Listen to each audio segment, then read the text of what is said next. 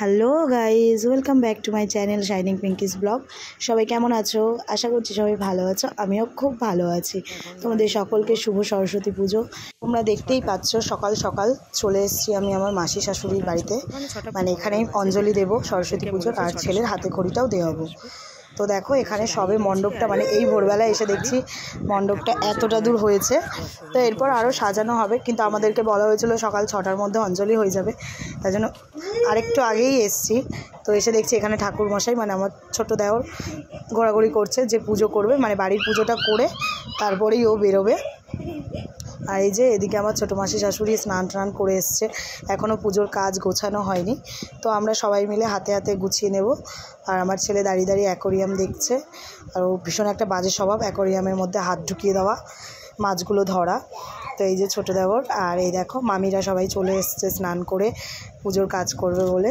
তো সবাই ফল কাটাকাটি করছে, আর আমিও এখানে বসে বসে ভিডিও করছি। আমিও কাজ করছিলাম টুকটাক।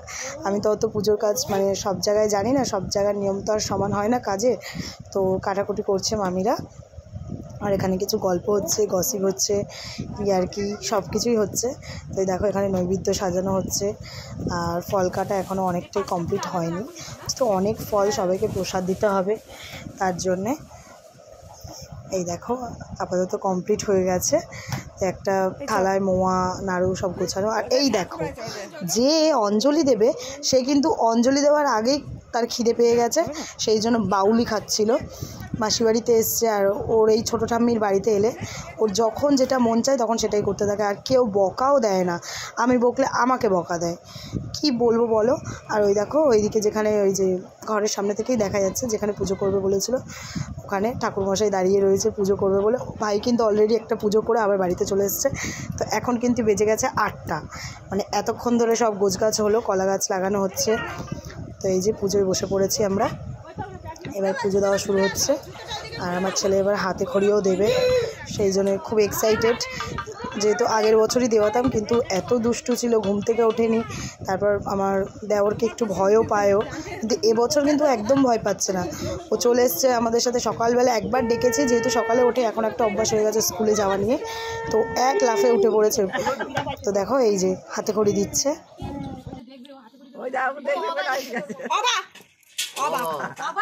বলো বলো, মুখে বলো, বলো। ওই যে ভাইয়ের কোলে বসেছে, মুখটা দেখো। আমাকে কেন টেনে এখানে বসালো? তুই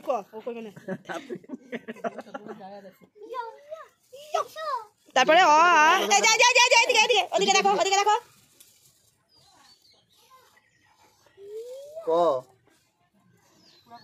একটাও বলে না পাজিটা।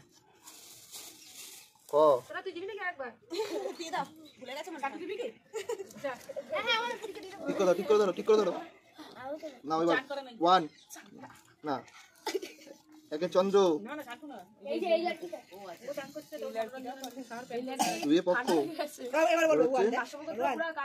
বলো, 1 বলো।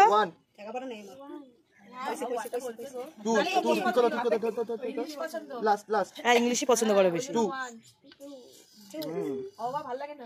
ঠিক আছে, হয়ে গেছে, চলো নাম করে দাও।